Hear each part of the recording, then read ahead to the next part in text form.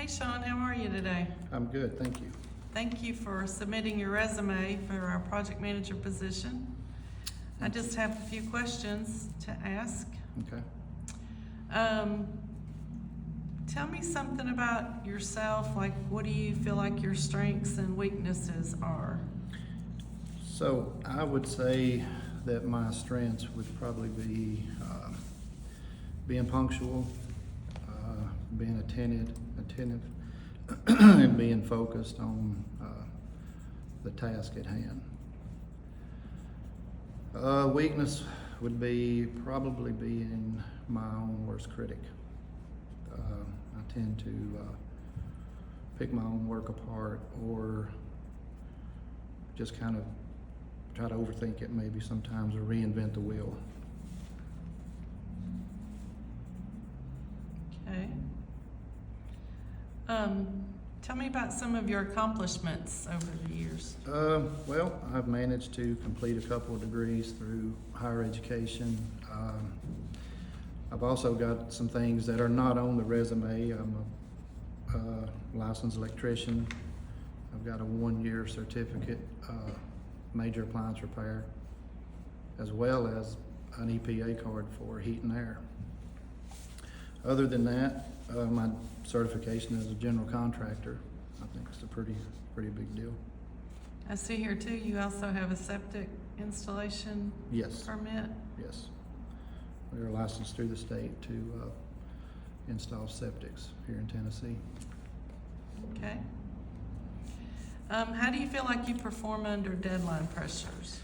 I think I do a good job. I don't think I overreact, because I realize that, you know, people are just human, and we're limited to the amount of work that we can get done. My current position, I have a lot of deadlines to meet, and you know, sometimes you can be so strict that you run what help's available off. So I think I do a good job at keeping people around and eventually getting the work done in a timely manner. Okay.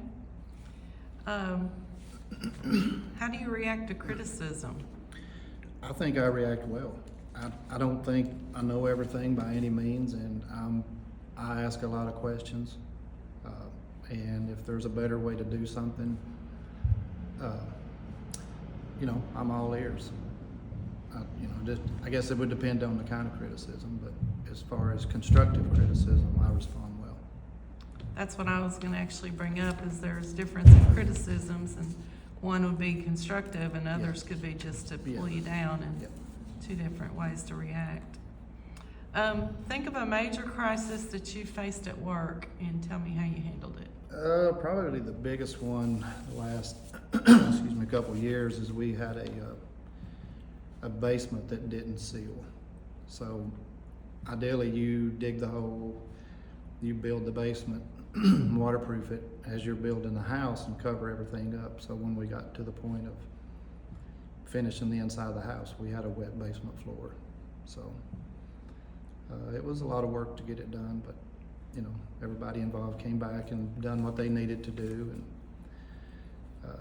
wasn't a whole lot of finger pointing.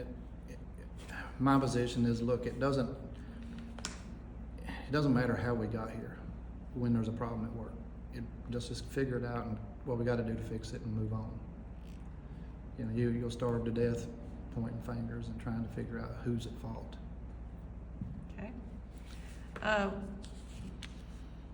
Talk to me about your managerial style.